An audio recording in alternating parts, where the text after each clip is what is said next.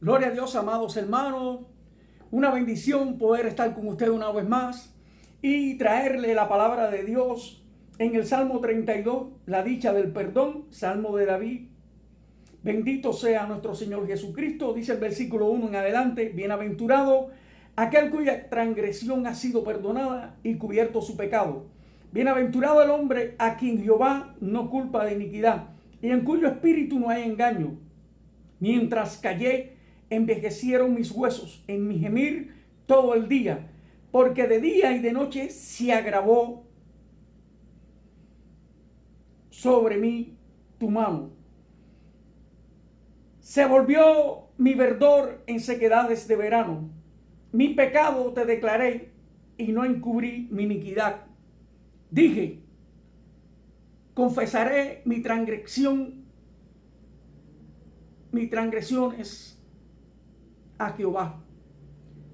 Y tú perdonaste la maldad de mi pecado. Por esto orará a ti todo santo en el tiempo en que pueda ser hallado. Ciertamente, en la inundación de muchas aguas no llegarán estas a él. Tú eres mi refugio, me guardarás de la angustia. Con cánticos de liberación me rodearás. Alabanza. Te haré entender y te enseñaré el camino en que debes andar. Sobre ti fijaré mis ojos. No seáis como el caballo o como el mulo sin entendimiento, que han de ser sujetos a cabestro y con freno, porque si no, no se acercan a ti. Muchos dolores habrá para el impío, mas al que espera en Jehová lo rodeará la misericordia. Alegraos en Jehová y gozaos justos y cantad con júbilo todos vosotros los rectos de corazón. Pero quiero llegar a un versículo aquí donde dice, el versículo 8, donde dice la palabra: te haré entender y te enseñaré el camino en que debes andar. Sobre ti fijaré mis ojos. Te haré entender el camino en que debes andar. Te enseñaré y sobre ti fijaré mis ojos. Estas palabras se le estaba diciendo Dios a David. Te haré entender.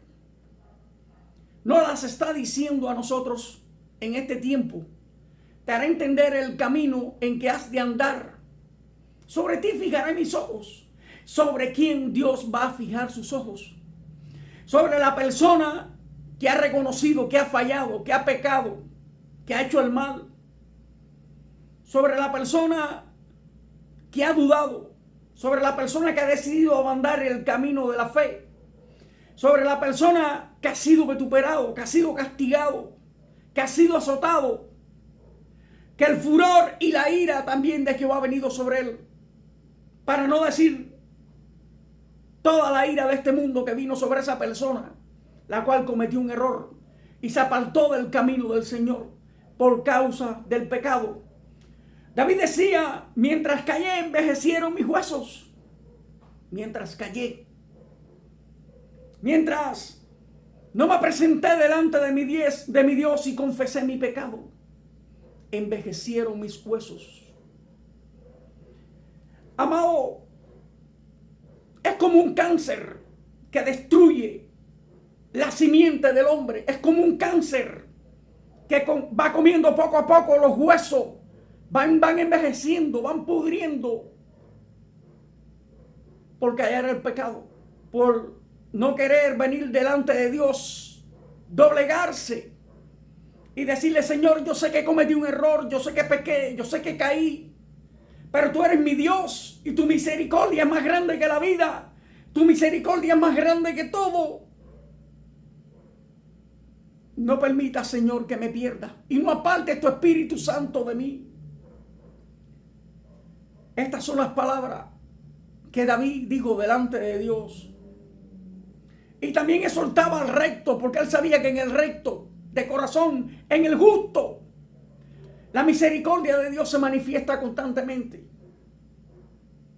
Dios no abandona a sus hijos.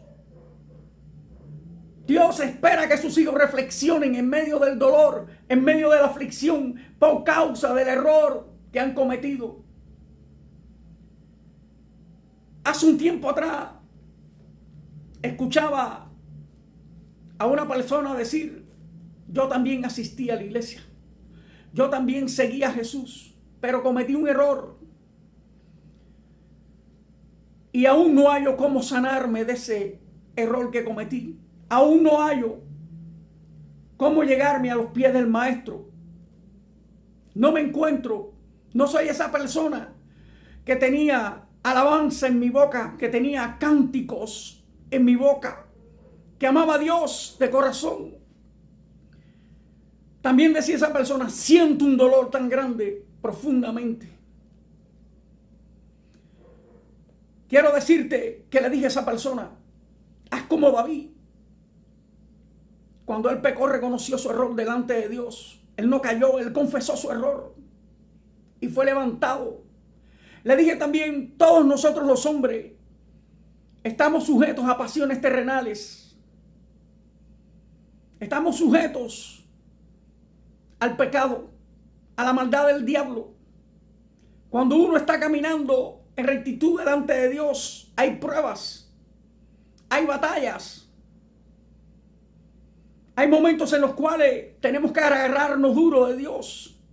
Tenemos que orar, ayunar y sobre todas las cosas decirle: Padre Celestial, sosténme con tu mano, no dejes que me pierda, yo soy tu hijo. Tú conoces mis debilidades. También dice la Escritura que Dios se perfecciona en medio de las debilidades de los hombres. Cuando Dios llamó a David, David era un pequeño, David era un joven. Y él no se negó, él fue. Cuando Dios llamó a Pedro, él no se negó, él fue. Pedro era un pescador, pero era una persona soberbia que tenía ira en él, pero no dudó. Cuando Dios llamó a Mateo, también era un cobrador de impuestos, una persona la cual no era bien vista en el pueblo de Israel. Imagínense que si seguimos mencionando personajes bíblicos, estos mismos apóstoles, quiero decirle que Jesús sabía lo que podían dar cada uno de ellos, porque Él vino a sanar corazones, Él vino a traer paz sobre corazones, Él vino a libertar al hombre de la cautividad del diablo, de toda acechanza del enemigo. David podía entender que sin Dios no era nada. Nosotros podemos entender que sin la presencia del Espíritu Santo, que sin Jesucristo y sin el Padre, no somos nada.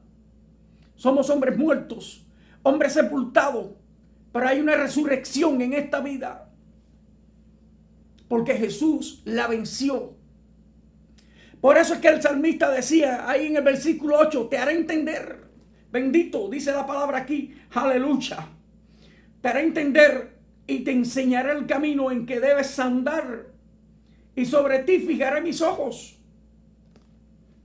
También le dijo: no seáis como el caballo o como el mulo, que usan cabestro, que no pueden ver, que son guiados, que tienen frenos en la boca. Amados, debemos hablar. Amados, debemos mirar a Cristo, puesto los ojos en Jesús, el autor y consumador de la fe, que por el gozo puesto delante de él menospreció la cruz y sufrió lo oprobio, y se sentó a la diestra del Padre, y está rogando por cada uno de nosotros los pecadores. Jesús daba una enseñanza y decía: y cuando ores, entra a tu habitación y hazlo en silencio. Confiésale a tu Padre tu error, confiésale a tu Padre tu debilidad, porque Dios se perfecciona en medio de nuestra debilidad. Dios trae cambio, Dios trae transformación, renovación, tanto espiritual como física en el ser humano. Porque también dice las Escrituras: las cosas viejas pasaron ya, todas son hechas nuevas. Jesús vino a establecer el reino en tu vida. Jesús vino a establecer la misericordia en tu vida. Jesús vino a establecer vida eterna en ti. Jesús vino a reconciliarte con el Padre Celestial. Somos reconciliados a través de Él. No hay otra persona más importante que la persona de Cristo. Sin Él no somos nada. Si no lo reconocemos, somos hombres muertos. Somos hombres sepultados, que tengamos vida. Aunque respiremos, aunque andemos, aunque caminemos. Hay personas que te dicen, yo no tengo pecado. Yo no he cometido errores. Sí. Eres hijo de la transgresión. Eres hijo del pecado. Se rompe tu maldición el día que vienes a Jesucristo y lo aceptas como tu Salvador personal. Las obras no te van a salvar.